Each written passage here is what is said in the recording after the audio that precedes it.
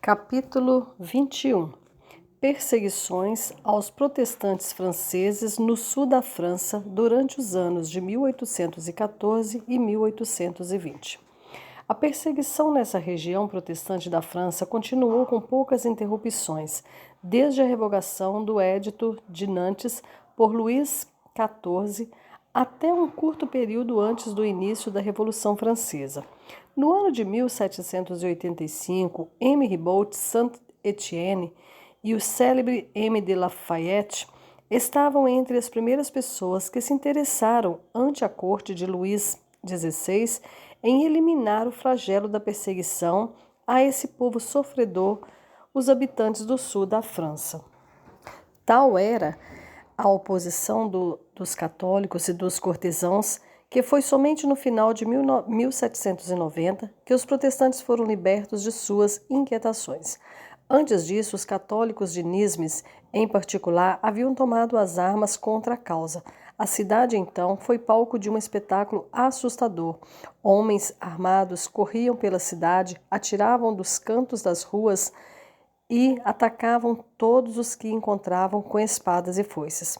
Um homem chamado Astuc foi ferido e jogado no arqueduto Baldon.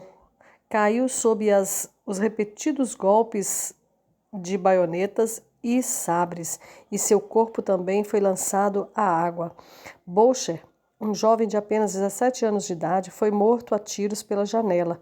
3 eleitores foram feridos, um gravemente, outro eleitor foi atingido e só escapou da morte declarando repetidamente que era católico.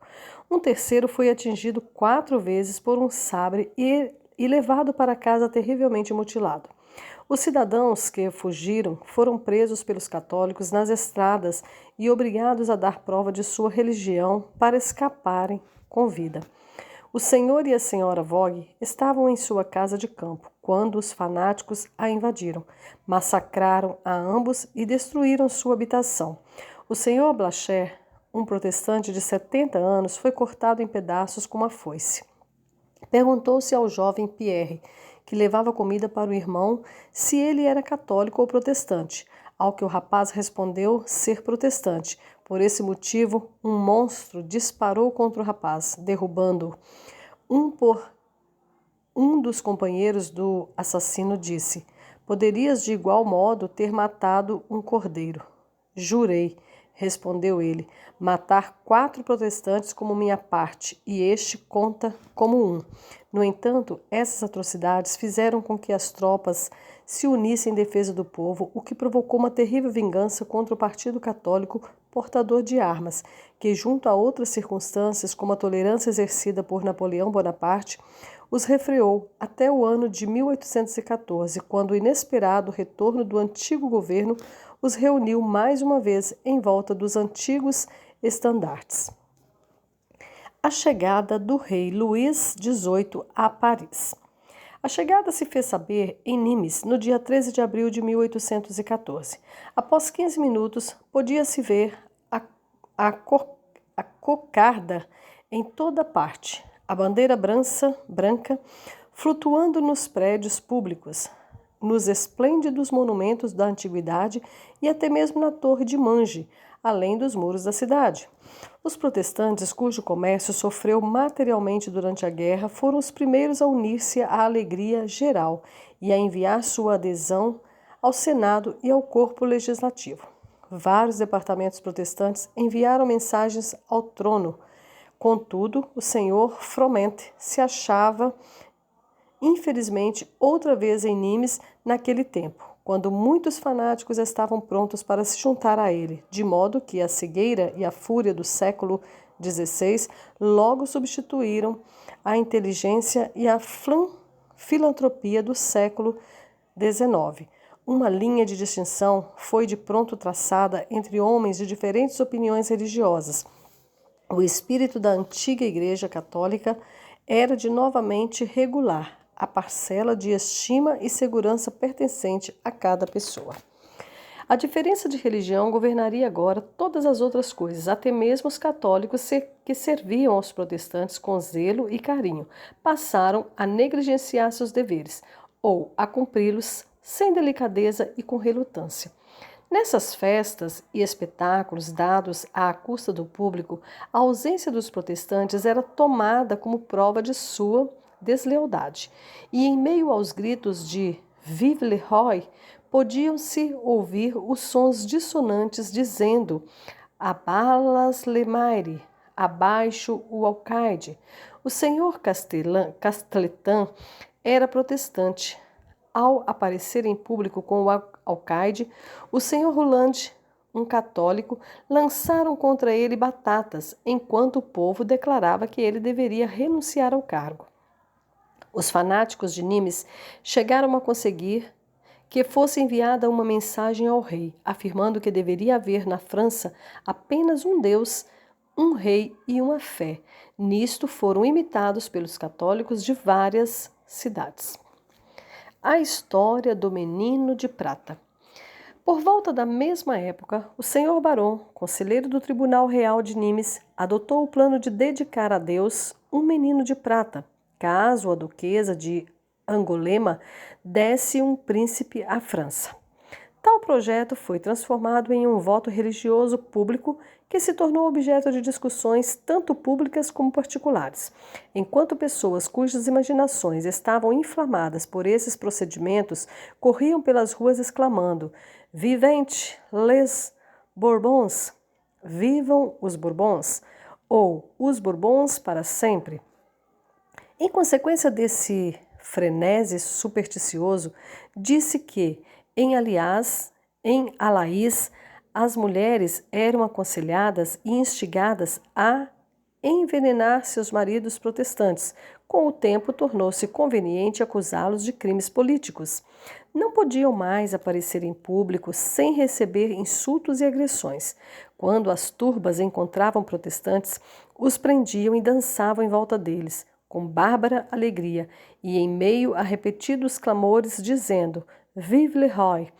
Cantavam versos cujo sentido era lavaremos as mãos em sangue protestante e faremos chouriço com o sangue dos filhos de Calvino.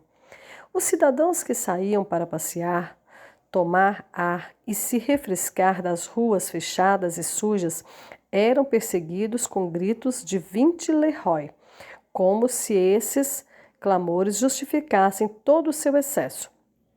Quando os protestantes se referiam ao estatuto, eram assegurados de que isso não lhes seria útil e que haviam apenas conseguido garantir sua destruição com mais eficácia.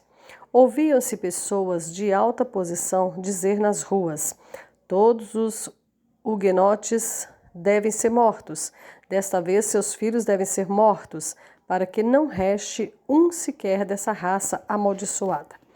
Ainda assim, fato é que eles não foram assassinados, mas tratados cruelmente. As crianças protestantes não podiam mais participar dos esportes dos católicos e nem sequer aparecer em público sem os pais.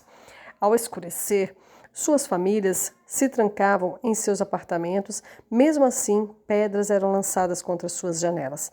Quando acordavam pela manhã, era comum encontrarem forcas desenhadas em suas portas ou paredes, e nas ruas os católicos seguravam cordas já ensaboadas diante de seus olhos, apontando os instrumentos pelos quais esperavam e planejavam exterminá-los.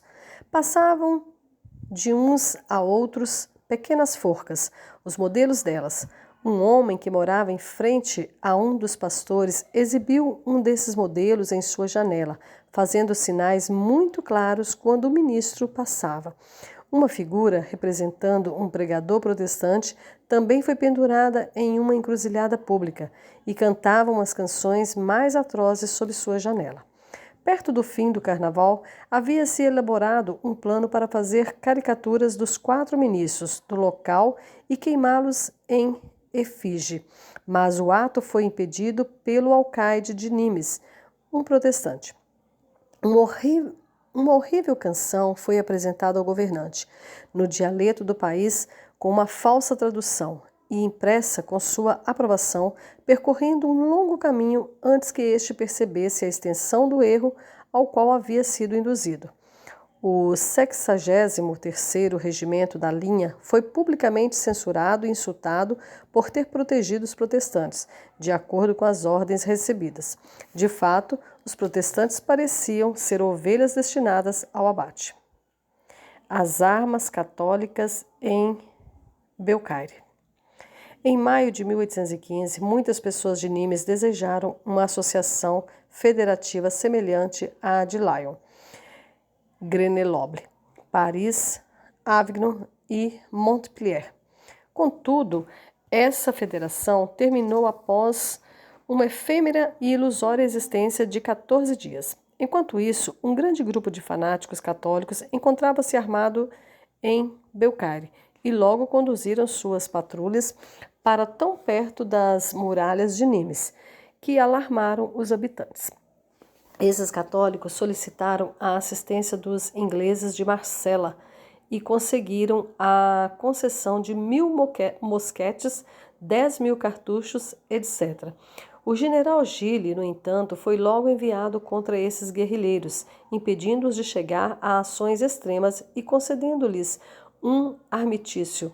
Entretanto, quando Luís XVIII retornou a Paris, após o término do reinado de 100 dias de Napoleão, momento este em que parecia haver paz e um certo abrandamento do espírito partidário, até mesmo em Nimes, alguns grupos de Belcaire se juntaram a Trestaillon, nessa cidade, para exercer a vingança que há tanto tempo havia sido premeditada. O general Gilles havia deixado o departamento vários dias. As tropas da linha deixada para trás haviam levado o cocar branca e esperou muitas ordens, enquanto os novos comissários só tinham que proclamar a cessão das hostilidades e o estabelecimento completo da autoridade do rei. Em vão não apareceram comissários, nenhum despacho chegou para acalmar e regular a opinião pública. Mas, para a noite, a guarda avançada dos bandidos, no valor de várias centenas, entrou na cidade indesejado, mas sem oposição. Enquanto marchavam sem ordem ou disciplina, cobertos com roupas ou trapos de todas as cores, ornamentados com rosetas, não brancas, mas brancas e verdes, armados com mosquetes, sabres, foices, pistolas e ganchos, embriagados com vinho e manchados com o sangue dos protestantes que assassinaram em sua rota, apresentaram um espetáculo hediondo e apelativo. No espaço aberto em frente ao quartel, tais bandidos foram acompanhados pela multidão armada da cidade, chefiada por Jacques Dupont, comumente chamado Trestaillon. Para evitar derramamento de sangue, a guarnição de cerca de 500 homens consentiu em se render, marchando triste e indefesa. Ao passarem cerca de 50 deles, porém, a multidão iniciou um tremendo ataque contra suas vítimas entregues e desprotegidas. Quase todos foram mortos ou feridos, e pouquíssimos puderam voltar ao pátio antes que os portões da guarnição fossem novamente fechados. Estes foram outra vez forçados em um instante, todos massacrados, de modo que não puderam subir nos telhados nem pular nos jardins adjacentes. Em suma, a morte os aguardava em todos os lugares e de todas as formas. Esse massacre católico rivalizou em crueldade e superou em traição os crimes dos assassinos de setembro em Paris e as carnificinas jacobinas de Lyon e Avignon. Foi marcado não apenas pelo fervor da Revolução, mas pela sutileza da Liga, e permanecerá por muito tempo como uma mancha na história da Segunda Restauração. O massacre e o saque em Nimes. Nismes, agora, exibia uma terrível cena de atrocidade e carnificina, embora muitos protestantes tivessem fugido rumo a Convenes e a Gardonenque. As casas de campo dos senhores Rei, Guirete e vários outros haviam sido saqueadas e os habitantes tratados com infundada brutalidade. 2 partidos haviam satisfeito seu apetite selvagem na fazenda de Madame Fred. O primeiro, depois de comer, beber, quebrar os móveis e roubar o que queria, despediu-se anunciando a chegada de seus camaradas, comparados aos quais disseram, deveriam ser considerados misericordiosos. 3 homens e uma anciã foram deixados no local. Ao ver a segunda companhia se aproximando, 2 dos homens fugiram. És católica? Perguntou um dos bandidos à senhora, que respondeu, sim. Recite então o Pater e o Ave. Aterrorizada, a anciã hesitou e foi abatida com um mosquete no mesmo instante. Ao recuperar os sentidos, saiu de casa, mas encontrou Ladete, o velho lavrador, trazendo consigo algumas folhas que os depredadores haviam ordenado que cortasse. Em vão, a senhora tentou convencê-lo a fugir.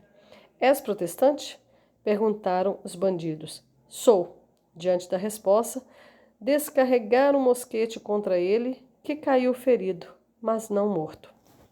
Para consumar seu trabalho, os monstros acenderam uma fogueira com palha e algumas tábuas, então lançaram a vítima viva às chamas e o fizeram expirar em meio às mais terríveis agonias.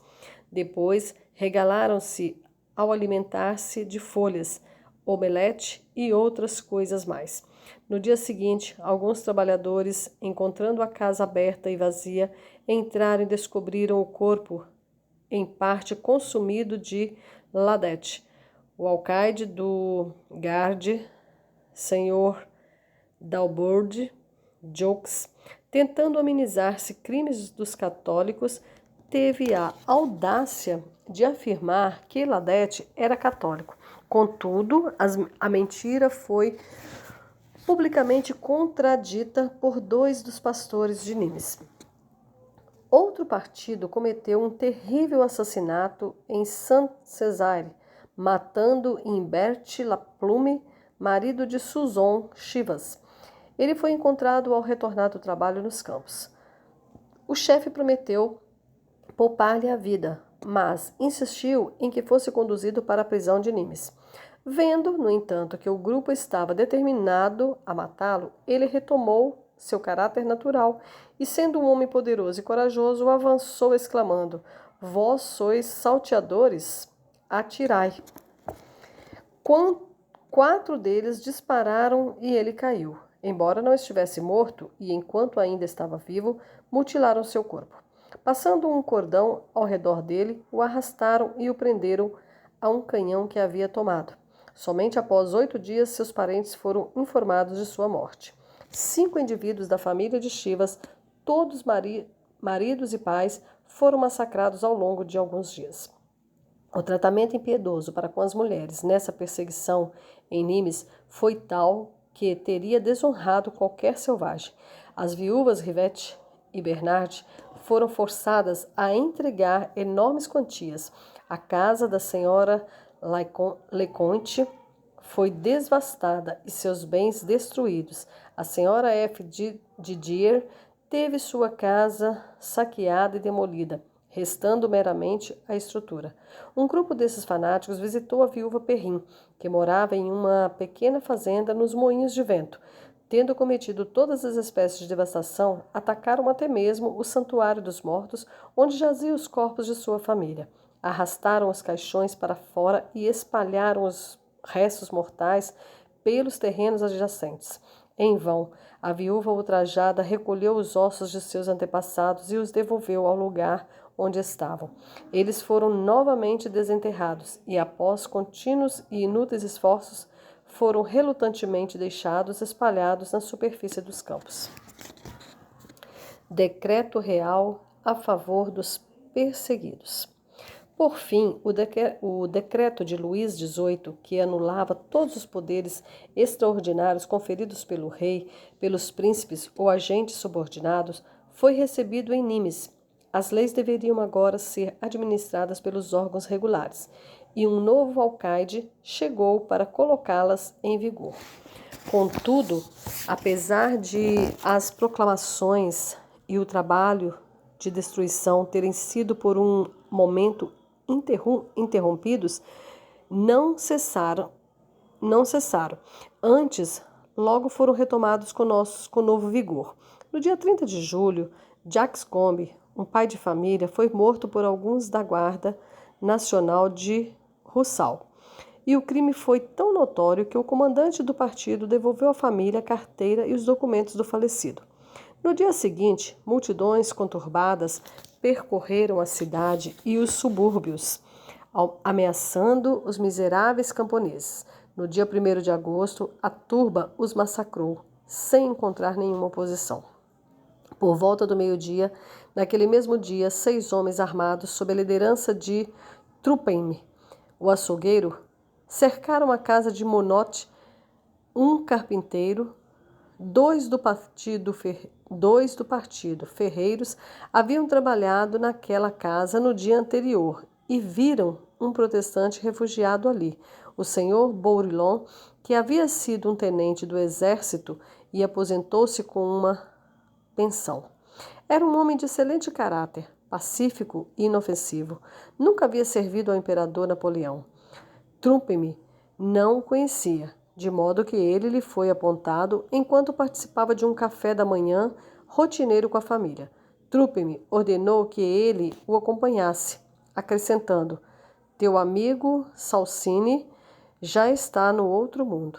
Trupham o colocou no meio de sua tropa e ordenou que chamasse Vive l'Empereur, o que se recusou a fazer, dizendo que nunca havia servido ao imperador.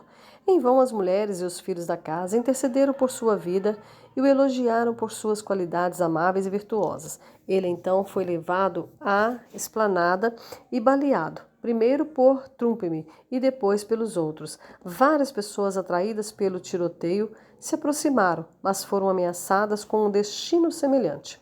Depois de algum tempo, os terríveis homens partiram gritando: "Vive le roi!" Algumas mulheres se encontraram, ao que uma delas, parecendo afetada, disse: "Hoje matei 7, e tu, se disseres uma palavra, serás o 8º. Pierre Courbet, um tecelão, foi arrancado de seu tear por um bando armado e baleado em sua própria porta. Sua filha mais velha foi derrubada com a ponta de um mosquete. Mantiveram sua esposa refém com um punhal, enquanto a multidão saqueava seus aposentos. Paul Hérault, um tecelão de seda, foi cortado em pedaços na presença de uma grande multidão e em meio aos improfícuos gritos e lágrimas de sua esposa e 4 filhos pequenos. Os assassinos apenas abandonaram o cadáver para voltar à casa de Hérault e se apossar de tudo que fosse valioso. Não foi possível determinar o número de execuções realizadas nesse dia. Uma pessoa viu 6 corpos no Cours-Neuf e 9 foram levados para o hospital. Enquanto as execuções, algum tempo mais tarde, se tornaram menos frequentes por alguns dias, os saques e as contribuições forçadas continuaram sendo ativamente aplicados. O senhor Sali de Ombro, em várias visitas que recebera, foi roubado em 7.000 francos e, em uma ocasião, quando arrasou acerca do que havia sido levado, ouviu de um dos bandidos que apontava para o seu cachimbo: olha, isso incendiará a tua casa. E isso, brandindo sua espada, acabará contigo." Não era possível responder a tais argumentos. O senhor Fellini, um fabricante de seda, foi roubado em 32.000 francos em ouro, 3.000 francos em prata e vários fardos de seda. Os pequenos comerciantes eram continuamente expostos a visitas demandadas de provisões, tapeçarias ou o que quer que vendessem, e as mesmas mãos que ateavam fogo às casas dos ricos e arrancavam as videiras dos cultivadores, quebravam os teares dos tecelões e roubavam as ferramentas dos artesãos. A desolação reinou no santuário e na cidade.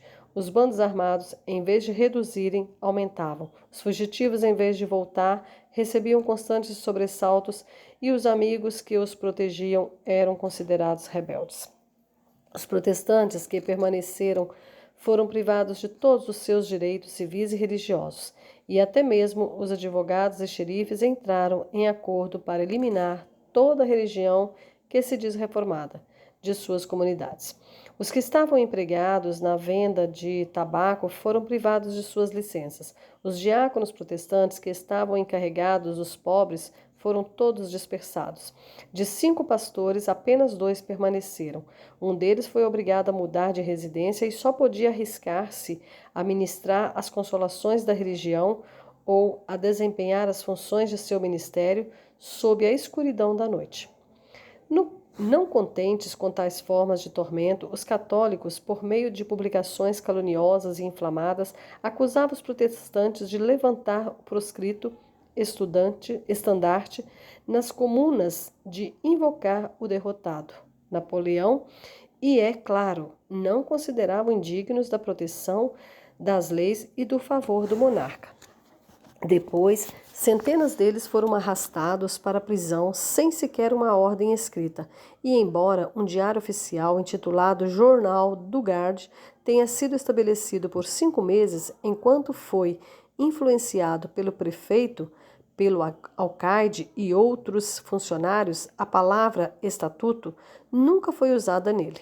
Pelo contrário, um dos primeiros exemplares representava os mártires protestantes como crocodilos, apenas chorando de raiva e lamentando o fato de não terem mais vítimas para devorar, pessoas que haviam ultrapassado Danton, Marat e Robespierre em suas maldades e como prostituíram suas filhas à guarnição para entregá-las a Napoleão. Um extrato desse artigo, carimbado com a coroa e as armas dos Bourbons, foi espalhada pelas ruas, cujo vendedor era adornado com a medalha da polícia. A petição dos refugiados protestantes.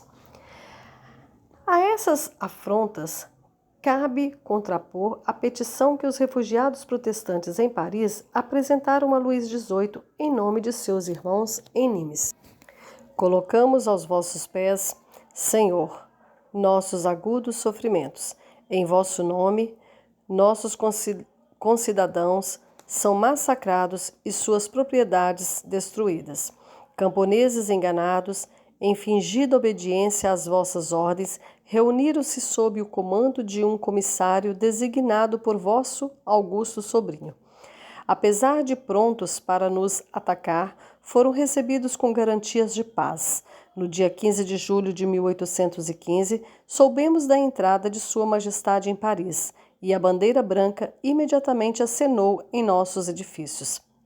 A tranquilidade pública não havia sido perturbada quando camponeses armados se apresentaram. A guarnição capitulou, mas foi atacada ao partir e quase totalmente massacrada. Nossa Guarda Nacional foi desarmada, a cidade ficou repleta de estrangeiros e as casas dos principais habitantes, confessores da religião reformada, foram atacadas e saqueadas. Acompanhamos a lista. O terror expulsou da nossa cidade os habitantes mais respeitáveis. Vossa Majestade foi enganada se não tiver posta diante de vós a imagem dos horrores que tornaram vossa boa cidade de Nimes um deserto. Prisões e proibições estão ocorrendo continuamente, e a diferença de opiniões religiosas é a única causa real.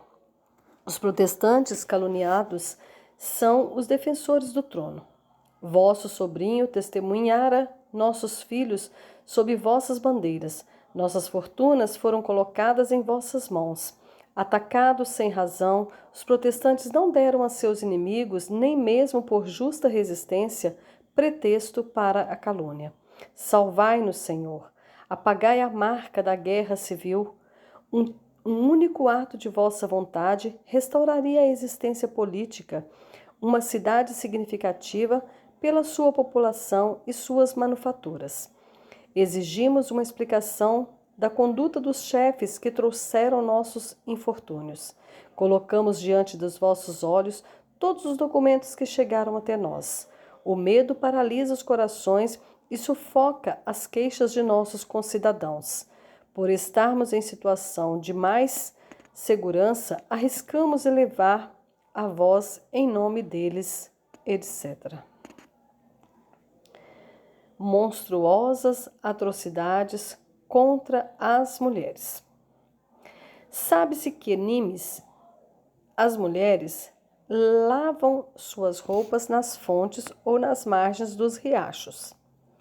Há um grande tanque perto da fonte, onde inúmeras mulheres podem ser vistas todos os dias ajoelhadas à beira da água e batendo nas roupas com pedaços pesados de madeira em forma de raquetes. Esse local se tornou o cenário das práticas mais vergonhosas e indecentes.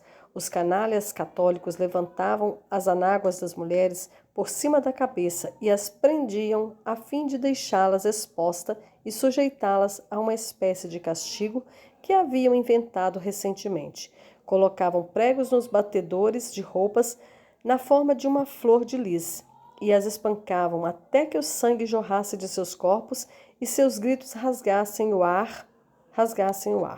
Não raro, pedia-se a morte como livramento dessa ignominiosa punição, mas o pedido era sempre recusado com maligna alegria. Para elevar o ultraje ao mais alto nível possível, várias que foram agredidas dessa maneira estavam grávidas. A natureza escandalosa de tais atrocidades impediu muito dos que as sofriam de torná-las públicas e, principalmente, de relatar as mais agravantes circunstâncias.